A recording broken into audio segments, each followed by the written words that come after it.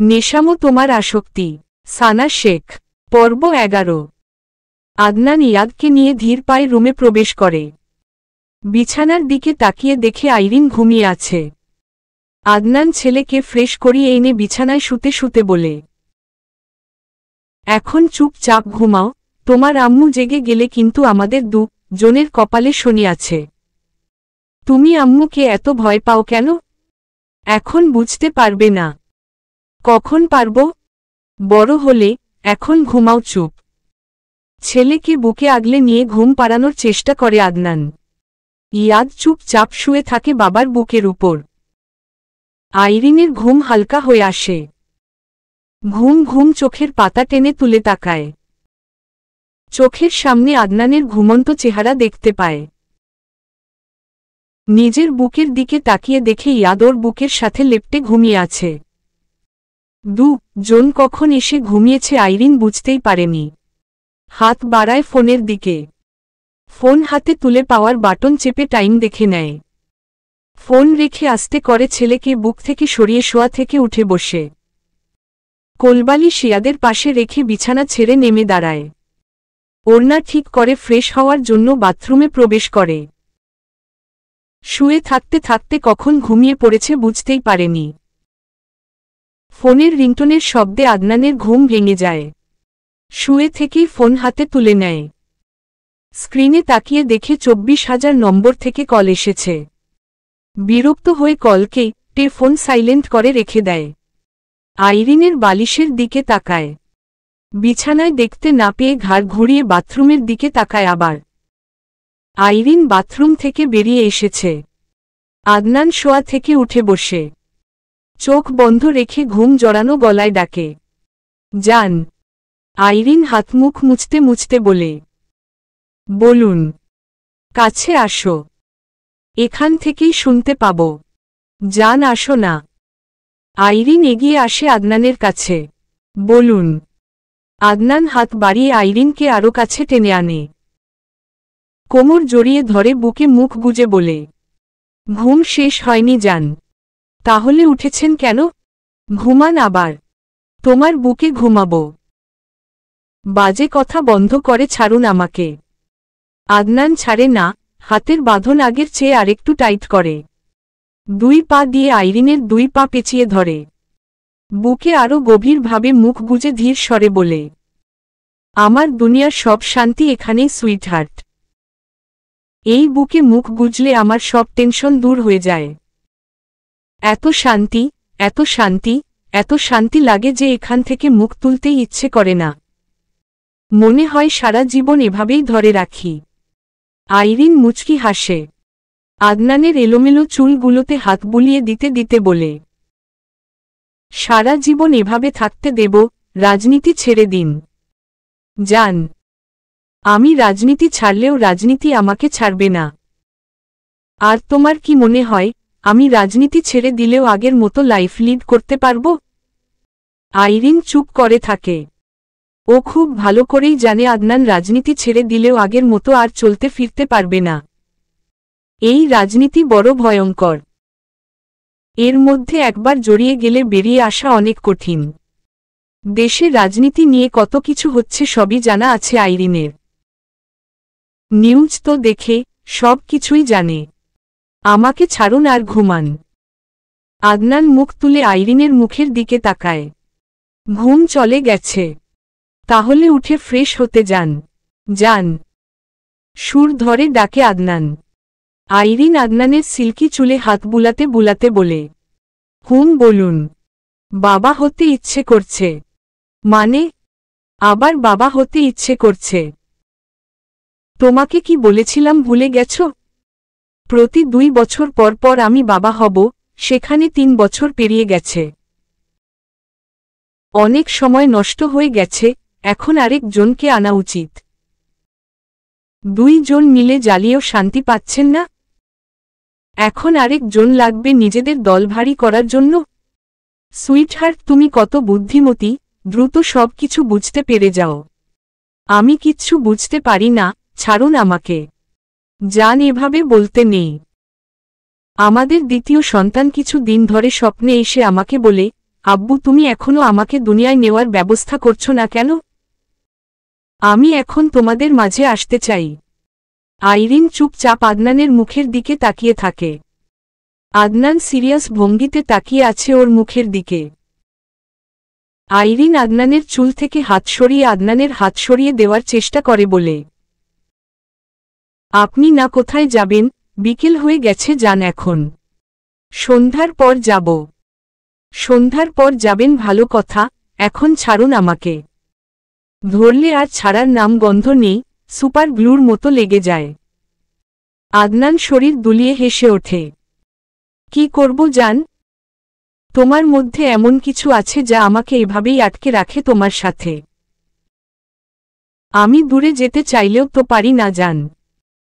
হাত আলগা করুন, আমি নিজেই দূরে চলে যাচ্ছি। ছোট্ট এই জীবনে বারবার দূরে যেতে চাও কেন সুইটহার্ট? আব্বাকে চা দেওয়ার সময় হয়ে গেছে। সীমা বানিয়ে দেবে। আব্বা আমার হাতের চা পছন্দ করে। আমিও তো তোমাকে গভীরভাবে আদর করতে ভীষণ পছন্দ করি। আইরিন আদনানের মুখ চেপে ধরে। অসভ্য লোক, মুখ বন্ধ রাখুন। আদনান ছটফটিয়ে ওঠে আইরিনের হাত মুখের ওপর থেকে সরানোর জন্য। ওর আরও অনেক কিছু বলার আছে।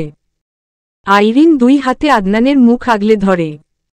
ঝুঁকে পড়ে আদনানের নরম ওষ্ঠ জোড়ায় পরপর অনেকগুলো চুমু খায়। হঠাৎ এমন হওয়ায় আদনানের হাত জোড়া আলগা হয়ে আসে আইরিনের কোমর থেকে। আইরিন বুঝতে পেরে দ্রুত আদনানের কাছ থেকে নিজেকে ছাড়িয়ে নিয়ে রুম থেকে বেরিয়ে যায়। আদনান নিজের ঠোঁটে আঙুল ছোঁয়ায়। বুকের বাম পাশে চেপে ধরে ঠাস করে শুয়ে পড়ে বিছানায়। আজকে প্রথম আইরিন নিজে থেকে ওকে এতগুলো চুমু খেল, তাও ঠোঁটে। আদনান তো খুশিতে ডানা ছাড়াই আকাশে উড়তে শুরু করেছে। আইরিন চা আর কফি বানানোর জন্য চুলায় পানি গরম দিয়ে দাঁড়িয়ে আছে। ওর পাশে এসে দাঁড়ায় আদনান। আইরিন ঘাড় ঘুরিয়ে একবার তাকিয়ে চায়ের কাপ আর কফির মগ নামাতে নামাতে বলে, আপনি একজন এমপি, আপনার পার্সোনালিটি হবে গুরুগম্ভীর ব্যক্তিত্ব সম্পন্ন। আর আপনি কি করেন? সারা দিন বউয়ের পেছনে পেছনে ঘুরঘুর। শোনো সুইটহার্ট, আমি এমপি হওয়ার আগে একজন হাজবেন্ড। আমি জনগণের কাছে এমপি, আর বউয়ের কাছে বর। আপনি জানতো এখান থেকে, আব্বাকে কখনো দেখেছেন মায়ের পেছনে এভাবে ঘুরঘুর করতে? আব্বুর তো ঘুরঘুর করার প্রয়োজন হয় না সুইটহার্ট। আম্মু তো তোমার মতো ঘাড় তোত্তারা যেদি না। আব্বুকে দেখলে আম্মু নিজে থেকেই তার পেছনে পেছনে চলে যায়। আইরিন কটমট করে তাকায় আদনানের দিকে। আদনান ডোন্ট কেয়ার ভাব নিয়ে আইরিনের গাল টেনে দেয়। আইরিন ঝাড়ি দিয়ে হাত সরিয়ে দেয়। আপনার মধ্যে কি বিন্দু পরিমাণ লজ্জা শরম নেই? বাড়িতে এতগুলো মানুষ, আপনি এরকম কিভাবে করেন? সবাই কি ভাববে? সকলের ভাবনায় আমার কচু কাটা যাবে। এখান থেকে বের হন, মেড আসবে এখন রান্না করতে। বউয়ের পেছনে পেছনে বের হব। তালুকদার বংশের মান ইজ্জত আপনিই ডুবাবেন। এই তালুকদার বংশের মান ইজ্জত আমার জন্য আরও কয়েক গুণ বেড়ে গেছে। আইরিন আর কিছু বলে না। এই লোকের সাথে কথা বাড়িয়ে লাভ নেই। আদনানের কফি বানিয়ে ওর হাতে মগ ধরিয়ে দেয়। 4 কাপ চা বানিয়ে ট্রের ওপরে তুলে নিয়ে রান্নাঘর থেকে বের হয়। সোফার কাছে এগিয়ে এসে 4 জনের হাতে 4 কাপ চা তুলে দিয়ে নিজেও বসে সোফায়। ওর পাশে শরীর ঘেঁষে বসে আদনান। তালুকদার আতিকুর রহমান ইয়াদের সাথে কথা বলছিলেন এতক্ষণ। চায়ের কাপে চুমুক দিয়ে ইয়াদের দিকে তাকিয়ে আবার বলেন, বাবা তোমার আব্বু কাকে বেশি ভালোবা? পুরো কথা শেষ করতে দেয় না ইয়াদ। বড় আব্বুকে থামিয়ে দিয়ে বলে, আব্বু আম্মুকে বেশি ভালোবাসে, আম্মুকে বেশি আদর করে। ইয়াদের কথা শুনে সকলের চোখ ছানাবড়া হয়ে গেছে, কিন্তু আদনান একদম স্বাভাবিক আছে। চুপচাপ কফির মগে চুমুক দিচ্ছে আর ছেলেকে দেখছে। সকলকে আরও অবাক করে দিয়ে ইয়াদ আবার বলে, আব্বু সব সময় আম্মুকে বেশি ভালোবাসে। বাড়িতে ফিরে আমাকে আগে আদর না করে আম্মুকে আগে আদর করে। আব্বু আম্মুকে বাকি কথা শেষ করার আগেই আফসার তালুকদার নাতির মুখ চেপে ধরেন। আইরিন সোফা ছেড়ে উঠে এক প্রকার দৌড়ে পালিয়ে যায় সকলের সামনে থেকে। ছেলে যা খুশি বলুক ও আর শুনবে না। অসভ্য বদলোক একটা, ছেলের সামনেই যখন তখন চেপে চুপে ধরবে। ছেলে যে বড় হচ্ছে সেদিকে তো নজর দিতে হবে নাকি?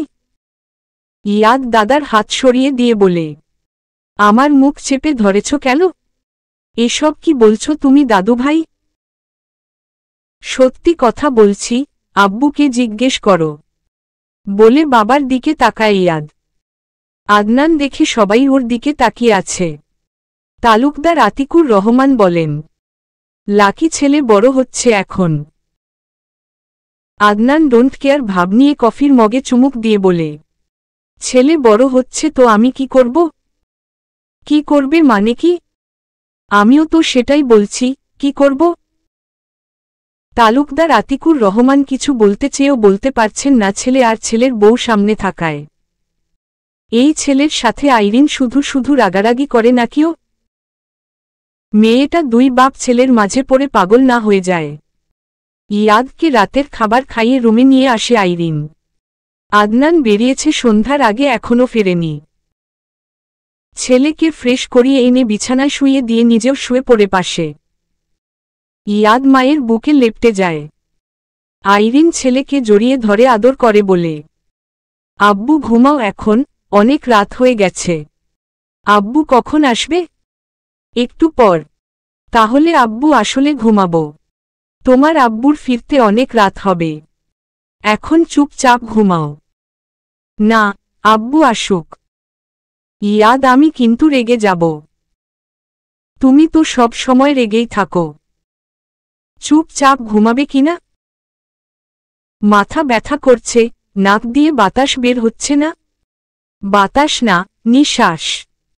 মাথার ভেতর কেমন দপদপ করছে। আমি নিষেধ করেছিলাম আজকে বৃষ্টিতে ভিজতে। তোমরা দুই বাবা ছেলে তো আমার কোনো কথা শোনো না। এখন সর্দি জ্বর হলে জনকে রুম থেকে বের করে দিব আমি। আমি আব্বুর সাথে থাকব। ঠিক আছে থাকবে। আমি একা একা শান্তিতে থাকব। আব্বুকে আসতে বলো। এখন বিজি আছে, কল রিসিভ করবে না। তুমি ঘুমাও। ঘুমাবো না। বাপের মতো এত জেদি হয়েছ কেন? তুমিও তো তেজির সাথে জেদিও। বয়স 3 অথচ কথা বলো 30 বছরের মানুষের মতো। আব্বুর কাছে যাব। আইরিন ছেলেকে বুক থেকে সরিয়ে দিয়ে বলে, যাও আব্বুর কাছে, আর আসবে না আমার কাছে। একা একা আমি যেতে পারবো? আমাকে রেখে আসো। বাপের মতো ঘাড় তোত্তারা হয়েছ, জেদ হয়েছে, সাহস হয়েছে, এখন তাহলে বাপের মতো একা একা যেতে পারবে না কেন? অন্ধকারে বাইরে ভয় লাগে। তোমার বাপ কোনো কিছুকেই ভয় পায় না। তোমাকে ভয় পায়। কে বলেছে? আব্বু। কবে? রোজ বলে। কিছু করতে বললে বলে, তোমার আম্মু মা বে আমাকে বকা দেবে, রাগ করবে। আইরিন হেসে বলে, তাহলে তোমার আব্বুর মতো তুমি? আমি বীর পুরুষ। আইরিন শব্দ করে হেসে ওঠে ছেলের কথা আর বলার ধরন দেখে। টেনে এনে বুকে জড়িয়ে ধরে বলে, ওরে আমার বীর পুরুষ রে, এখন অন্ধকারে বাইরে যাবে তাতেও মাকে বলছো নিয়ে যেতে। আম্মু চলো আব্বুর কাছে। তোমার আব্বু অনেক দূরে গেছে। জরুরি মিটিং করছে, মিটিং শেষ হলেই ফিরে আসবে। কিসের মিটিং করতে গেছে? তোমার আব্বু আসলে জিজ্ঞেস করবে, এখন আর কোনো কথা না বলে ঘুমাও। আব্বুকে জিজ্ঞেস করে তারপর ঘুমাবো। আইরিন কিছু না বলে ছেলেকে চেপে ধরে চুপ হয়ে রইল। বাপের মতোই হয়েছে পুরোপুরি। যত কথা বলবে তত কথা বাড়বে। একা একা বক বক করতে করতে একাই চুপ হয়ে যাবে। আদনান রুমে এসে দেখে ইয়াদ ঘুমিয়ে গেছে আর আইরিন বসে বসে বই পড়ছে। আদনানকে দেখে বই বন্ধ করে রেখে দেয় আইরিন। বসা থেকে উঠে বই স্টাডি টেবিলের ওপর রাখে।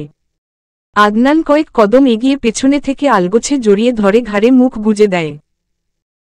আইরিন কিছু না বলে চুপ হয়ে দাঁড়িয়ে থাকে কিছু সময়। এমন ঘটনা আজকে নতুন না, এমনটা সব সময় ঘটে। আদনানের হাত ছুঁয়ে কপালে হাত ছোঁয়ায় আইরিন।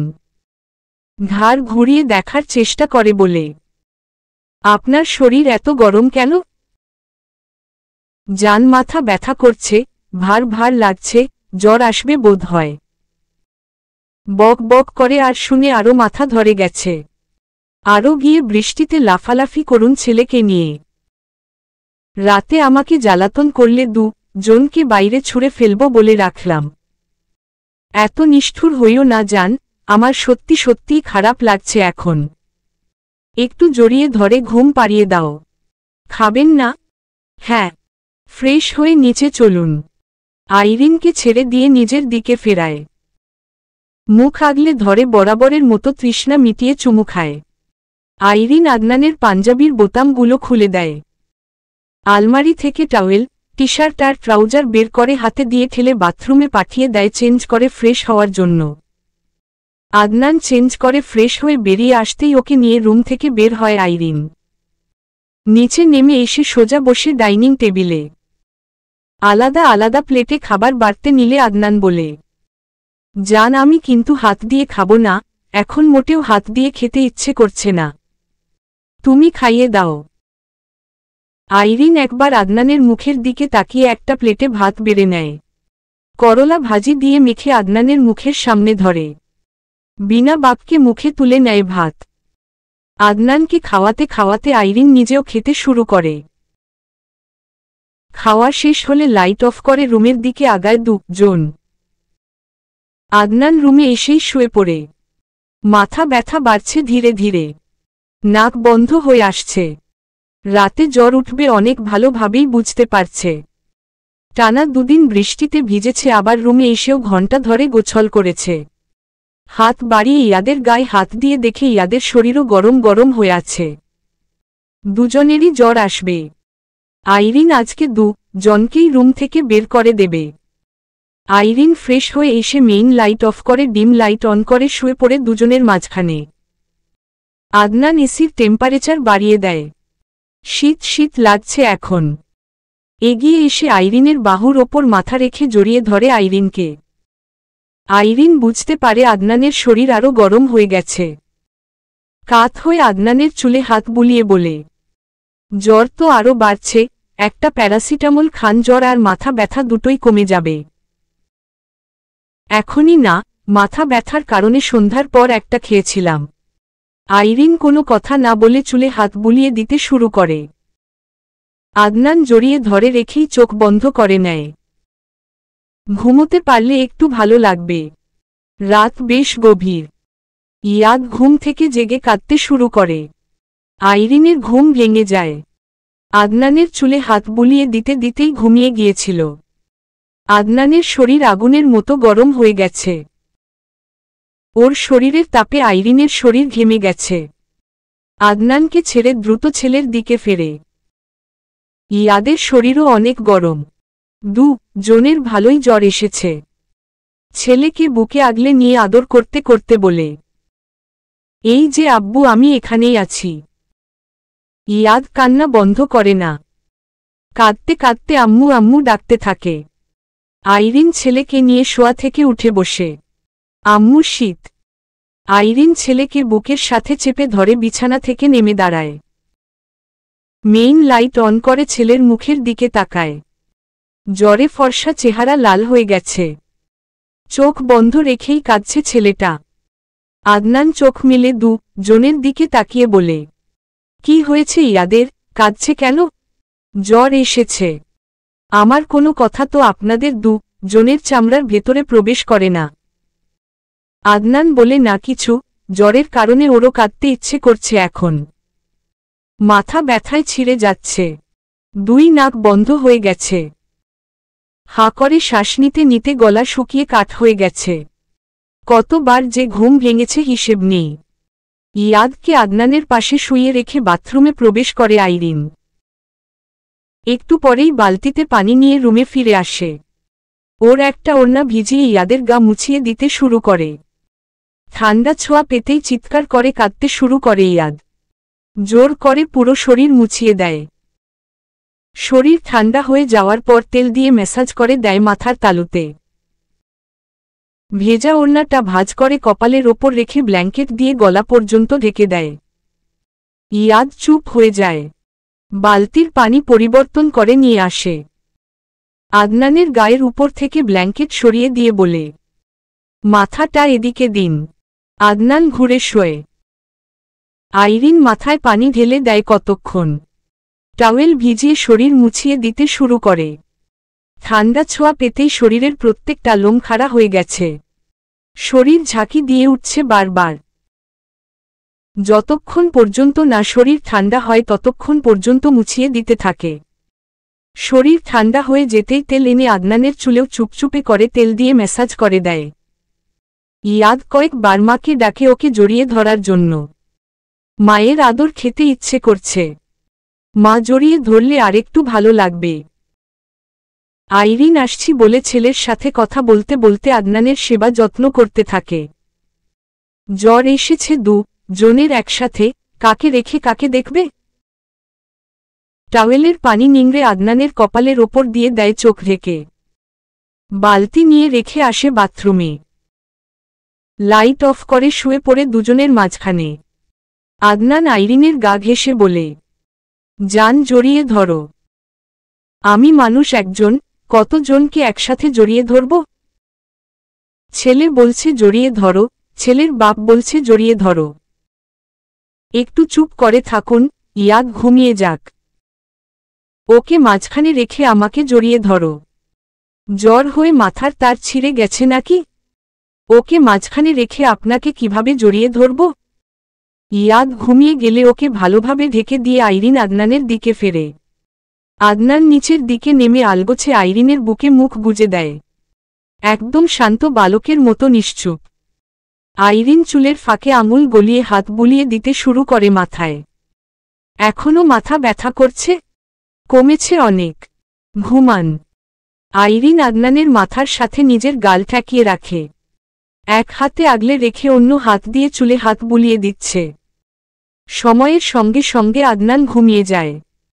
আইরিনের আর ঘুম আসছে না। আদনানকে জড়িয়ে ধরে রইল দুই হাতে। বাকি রাত এখন জেগেই পার হয়ে যাবে। কেন যে এই বাপ ছেলে ওর কথা শোনে না? শুনলে কি এখন এই অসুস্থতায় ভুগতে হতো? সকালে ডাক্তার এসে জনকে দেখে জ্বর মেপে ওষুধ দিয়ে গেছে। জনকে খাবার খাইয়ে ওষুধ খাইয়ে দিয়েছে আইরিন। জ্বর কমে যাওয়ায় রুম থেকে বেরিয়ে দুই বাপ বেটা নিচে এসে সোফায় বসে আছে। একদিনেই জনের চেহারা বদলে গেছে। সর্দি লাগায় শ্বাস নিতে পারছে না সেভাবে। ইয়াদের নাকে ড্রপ দিয়ে দিয়েছিল, নাক কিছুক্ষণ পরিষ্কার থাকলেও এখন আবার বন্ধ হয়ে আসছে। হাঁ করে শ্বাস নিচ্ছে। আদনান কফি খাচ্ছে। আবসার তালুকদার দুজনের দিকে তাকিয়ে বলেন, আইরিন গতকাল বারবার নিষেধ করেছিল বৃষ্টিতে না ভিজতে। তোত্তারামি করে বৃষ্টিতে ভিজে এখন দুজনেই অসুস্থ হয়ে পড়লে। আইরিন তো শুধু শুধু চিল্লাচিল্লি করে না তোমাদের দুজনের সাথে। ইয়াদ দুর্বল দৃষ্টিতে দাদার দিকে তাকিয়ে থাকে। ওর এখন কথা বলতে ইচ্ছে করছে না। সোফায় লম্বা হয়ে শুয়ে বাবার কোলের ওপর মাথা রাখে। চোখ বন্ধ করে বলে, আব্বু নাক বন্ধ হয়ে গেছে আবার। বাতাস বের হচ্ছে না। আদনান ছেলের মাথায় হাত বুলিয়ে বলে, আমার নাকও বন্ধ হয়ে গেছে আব্বু। আম্মুকে ডাকো। কেন? নাকে বাতাস এনে দেবে। আদনান কিছু বলার আগেই আবসার তালুকদার বলেন, নাকে বাতাস এনে দেবে না, জুতা এনে মা বে দুজনকে। জনেই সকালে বমি করে বিছানার 12টা বাজিয়ে রেখে এসেছ।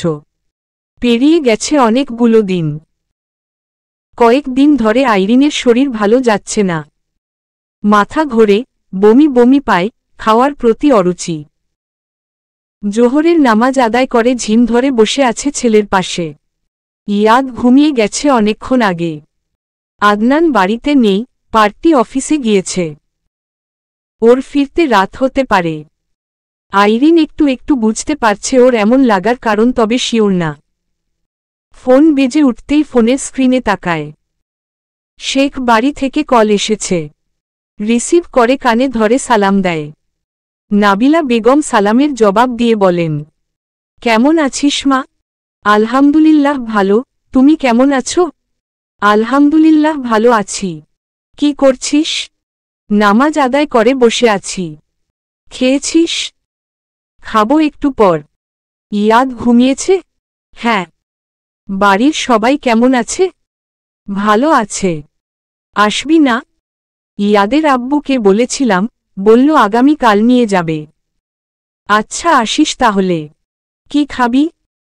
কিছু খেতে ইচ্ছে করে না। তোমার যা ভালো লাগে করো। আচ্ছা গিয়ে খেয়ে নে, দুপুর তো গড়িয়ে যাচ্ছে। হ্যাঁ খাবো এখন। ভালো থেকো। আচ্ছা রাখছি, ভালো থাকিস। আইরিন ফোন রেখে বিছানা থেকে নেমে দাঁড়ায়। ইয়াদের ঘুম থেকে উঠতে দেরি আছে আরও। রুম থেকে বেরিয়ে আসতেই শাশুড়ি আর দাদি শাশুড়ির সাথে দেখা হয়। ওনারও মাত্রই রুম থেকে বেরিয়ে এসেছেন। তিনজন একসাথে এসে ডাইনিং টেবিলে বসে খাবার খেতে। আইরিন তিনজনের জন্য খাবার বেড়ে নেয়। ফারজানা তালুকদার আইরিনের দিকে তাকিয়ে বলেন, এই কটা ভাত নিলে কেন? সকালেও মাত্র একটা রুটি খেয়েছিলে। আরেক চামচ ভাত নাও, বলে নিজেই চামচে ভাত তুলে আইরিনের প্লেটের দিকে এগিয়ে দেন। আইরিন প্লেট সরিয়ে নিয়ে না করে বলে, আর লাগবে না মা, খেতেই ইচ্ছে করছে না, এই কটাই এখন জোর করে খেতে হবে। কি হয়েছে তোমার?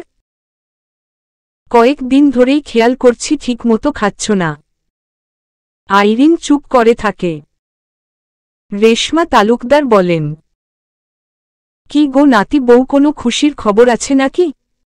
আইরিন দাদি শাশুড়ির দিকে তাকায়। রেশমা তালুকদার আবার বলেন, খুশির খবর আছে নাকি? কথা কও না কেন? ফারজানা তালুকদার আইরিনের উত্তর শোনার জন্য আগ্রহ নিয়ে তাকিয়ে আছেন। আইরিন ভাত মাখতে মাখতে বলে, শিউর বলতে পারবো না, তবে মনে হচ্ছে। কি মনে হচ্ছে? খুশির খবর। জনের মুখেই হাসি ফুটে ওঠে। আইরিন আর মুখ তুলে তাকায় না। চুপচাপ জোর করে ভাত গিলছে। জোর করে খেতে গেলেও বমি পায়। মাগরিবের নামাজের পরেই আদনান বাড়িতে ফেরে বাপ দাদার সাথে।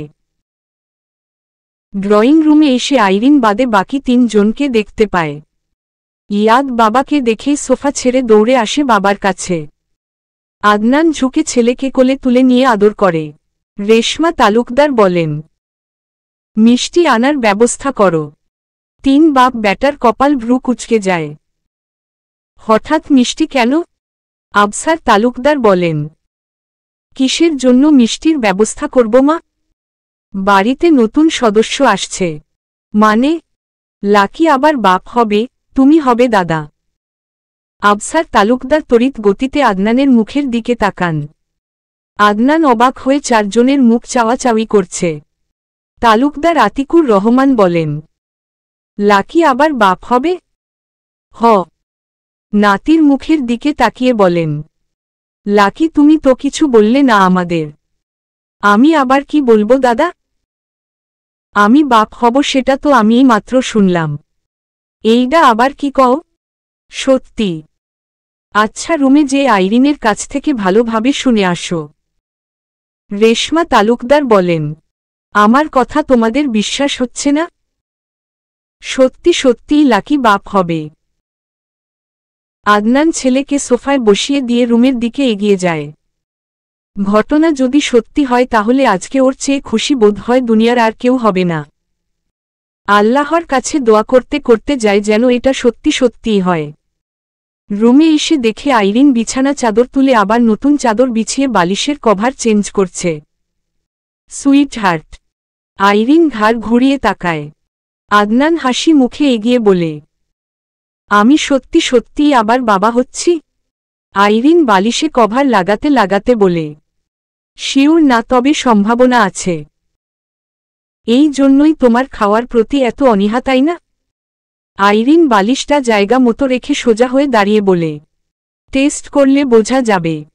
এমনিতেও তো মাঝে মধ্যে এমন লাগে। জান, এমনিতে লাগা আর মা হওয়াতে লাগা দুটোই আলাদা। তোমার চেহারায় পরিবর্তন হয়ে গেছে কিছুদিন ধরে। চেঞ্জ করে ফ্রেশ হন। হসপিটালে চলো। কেন? টেস্ট করার জন্য। টেস্ট করার জন্য হসপিটালে যেতে হবে? তাহলে প্রেগন্যান্সি কিট নিয়ে আসুন একটা। আদনান পেছনে থেকে জড়িয়ে ধরে বলে, জান, আমার মনে হচ্ছে আমি 100% বাবা হচ্ছি। হওয়ার মতো কাজ করলে তো হবেনি। আদনান গা ঝাঁকিয়ে হেসে ওঠে। আইরিনের ধারে মুখ গুজে বলে, বাবা হওয়ার মতো কোন কাজ করেছি সুইটহার্ট? জানেন না আপনি? না, জানতে হবে না, ছাড়ুন আমাকে। বলো না জান, আপনি ভীষণ অসভ্য মানুষ, ছাড়ুন আমাকে।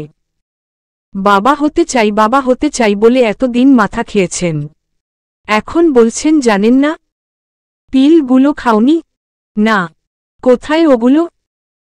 যেখানে রেখেছিলেন সেখানেই আছে। ও সুইটহার্ট, এখন থেকে তো তোমাকে ডাবল ডাবল আদর করতে হবে। আজকে আদনান, আইরিন আর ইয়াদের শেখ বাড়িতে যাওয়ার কথা থাকলেও শেখ বাড়ির সবাই তালুকদার বাড়িতে এসেছে। আফসার তালুকদার নিজে গিয়ে সকালে সবাইকে দাওয়াত দিয়ে এসেছিলেন। হঠাৎ দাওয়াত দেওয়ার কারণ শেখ বাড়ির কেউ বুঝতে পারেনি। আইরিনকে কল করে জিজ্ঞেস করেও কারণ জানতে পারেনি। সবাই তালুকদার বাড়িতে আসার পর জানতে পেরেছে তালুকদার আদনান লাকি দ্বিতীয়বারের মতন বাবা হতে চলেছে। তালুকদার বাড়ির সবাই তো ভীষণ খুশি। দুপুরের খাওয়া দাওয়া শেষ হয়েছে সকলেরই। ইয়াদ বড় নানার কোলে চড়ে বসে আছে। ওর ভীষণ খুশি লাগছে সবাই ওদের বাড়িতে আসায়। আইরিন ব্যাগ গুছিয়ে নিচ্ছে শেখ বাড়িতে যাওয়ার জন্য। আদনানও যাবে ওদের দুজনের সাথে। আদনান রুমে ফিরে আসে। আইরিনের কাছে এগিয়ে আসতে আসতে বলে, সুইটহার্ট, এত কাপড় চোপড় নিচ্ছ কেন? আগামীকাল সকালেই তো চলে আসব। আইরিন ব্যাগের চেইন লাগাতে লাগাতে বলে, আগামী 1 সপ্তাহের মধ্যে আসছি না। অ্যান না, হ্যাঁ। তোমাদের ছেড়ে এত দিন আমি কিভাবে থাকব জান? রাতে ওই বাড়িতে গিয়ে থাকবেন। শ্বশুর বাড়িতে এত দিন থাকা যাবে? আমি যে দিনের পর দিন শ্বশুর বাড়িতে থাকছি। উচ্চস্বরে হেসে ওঠে আদনান। পেছনে থেকে জড়িয়ে ধরে বলে, এটা শ্বশুর বাড়ি না, এটা তোমার বাড়ি। বিয়ের পর শ্বশুর বাড়িই মেয়েদের বাড়ি। কাজ করছি তো, ছাড়ুন। আমার চেয়ে ইম্পর্টেন্ট কোনো কাজ তোমার নেই সুইটহার্ট। কে বলেছে নেই? আপনার চেয়ে ইম্পর্টেন্ট অনেক কাজ আছে আমার। দুঃখ পেলাম সুইটহার্ট। ভালো, হাত সরান। আচ্ছা সুইটহার্ট, এবার ছেলে হবে নাকি মেয়ে হবে? মেয়ে হবে। না, ছেলেই হবে। মেয়েই হবে। ইয়াদের বেলায়ও বলেছিলে মেয়ে হবে, কিন্তু ছেলেই তো হয়েছিল। বলেছিলাম মেয়ে হবে কিন্তু চেয়েছিলাম তো ছেলেই। মানে? আপনার মনের ইচ্ছে পূরণ করার জন্য আল্লাহর কাছে তো ছেলেই চেয়েছিলাম। তবে এবার আমি মেয়েই চাই। মিষ্টি ছোট্ট একটা পরী। আদনান আইরিনকে ছেড়ে দিয়ে নিজের দিকে ফেরায়। আইরিনের মুখ হাতে আগলে ধরে খুশি হয়ে বলে, তুমি আমার ইচ্ছে পূরণ করার জন্য আল্লাহর কাছে ছেলে চেয়েছ? আপনার কোনো চাওয়া আর ইচ্ছে অপূর্ণ রেখেছি আমি? আদনান পলকহীন তাকিয়ে থাকে কিছু সময়ে। চুমু খাওয়ার জন্য মুখ এগিয়ে নিতেই ওদের ছেলে দৌড়ে রুমে প্রবেশ করে ডেকে ওঠে, আব্বু। আদনান আইরিনকে ছেড়ে দ্রুত দূরে সরে যায়। আইরিন নিজেও উল্টো ঘুরে দাঁড়ায়। ইয়াদ কপাল ভ্রু কুঁচকে বলে, এসব কি? তুমি আম্মুকে কি করছিলে ওভাবে ধরে? আদনান বিষম খায়। নিজেকে সামলে তুতলে বলে, তো তোমার আম্মুর চোখে ছোট একটা পোকা ঢুকে গিয়েছিল, সেটাই বের দিলাম। ওহ, আমি ভেবেছি মা রছ। তোমার আম্মু কে মা? আগে তো আমি নিজেই রে যাব। আব্বু, নানু বাড়িতে কখন যাবে? ব্যাগ গোছানো হয়ে গেছে। তুমি নিচে যাও, আমরা রেডি হয়ে এক্ষুনি আসছি। আচ্ছা। খুশি হয়ে রুম থেকে বেরিয়ে চলে যায় ইয়াদ। আদনান ফোঁস করে শ্বাস ছাড়ে। ছেলের যন্ত্রণায় ঠিক মতো বউকে আদর সোহাগ করতে পারে না বেচারা। আইরিন আলমারির দিকে আগায় বোরকা হিজাব বের করার জন্য। আদনান হাত টেনে ধরে আটকে দেয়। হাত ছাড়ুন, তোমার পাওনা দেওয়া হয়নি এখনো। না দেওয়া পর্যন্ত আমার একটুও শান্তি লাগবে না। লাগবে না আমার। আপনার মতো অসভ্য নির্লজ্জ পুরুষ আমি আর একটাও দেখিনি। শিক্ষা হয়নি এখনো? এখন আর আসবে না। জাস্ট একটা দেব। একটাও না। আদনান শোনে না, জোর করে ধরে একটার বদলে 10টা চুমু খায়। এক হাতে আইরিনের কোমর জড়িয়ে ধরে বলে, 10টার বিনিময়ে আমি একটা তো ডিজার্ভ করি সুইটহার্ট। আইরিন আদনানের মুখ 2 হাতে ধরে কপালে 2টো চুমু খেয়ে ছেড়ে দেয়। আলমারি থেকে আদনানের জন্য ড্রেস বের করে দিয়ে বলে, চেঞ্জ করে নিন। আদনান ড্রেস হাতে নিয়ে আইরিনের গালে আরও একটা চুমু খেয়ে বাথরুমে প্রবেশ করে চেঞ্জ করার জন্য। রেডি হয়ে দুজনেই নিচে নেমে আসে। বাড়ির সকলের কাছ থেকে বিদায় নিয়ে শেখ বাড়ির দিকে আগায়। আদনান শেখ বাড়ির গেটের দিকে তাকিয়ে থেকে বিড়বিড় করে বলে, আমি একজন এমপি আর আমি কিনা শ্বশুর বাড়িতে যাই পায়ে হেঁটে, সবই কপাল। সাদাফ বিয়ে করেছে কয়েক মাস আগে। শেফারও বিয়ে হয়ে গেছে।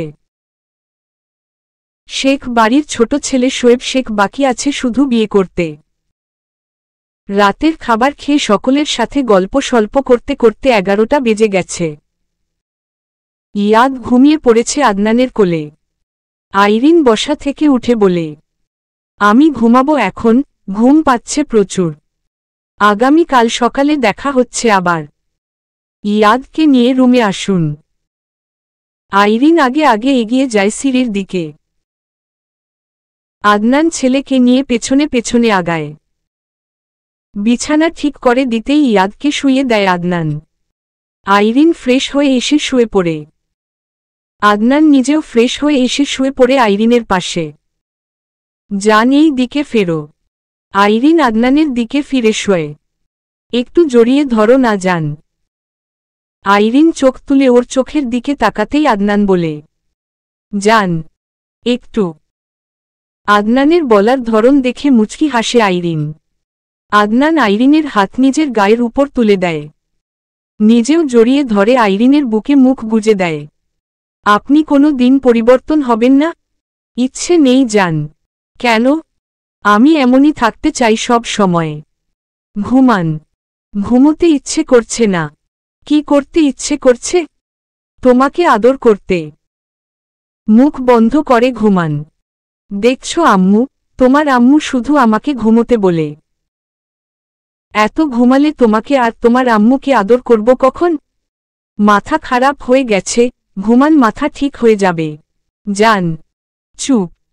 আদনান বুক থেকে মুখ তুলে আইরিনের মুখের দিকে তাকায়। আইরিন মুখ নিচে নামিয়ে আদনানের ওষ্ঠ জোড়ায় আলতো চুমু খেয়ে মাথা নিজের বুকে চেপে ধরে বলে, ঘুমান, যা বলতে চান সকালে বলবেন। সারা দিন জ্বালায় ছেলে আর সারা রাত জ্বালায় ছেলের বাপে।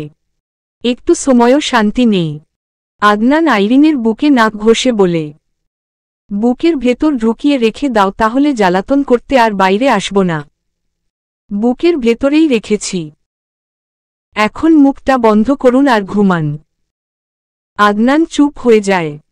আর একটা টু শব্দও করে না। আইরিন চুলে হাত বুলিয়ে দিতে দিতে নিজেও চোখ বন্ধ করে নেয়।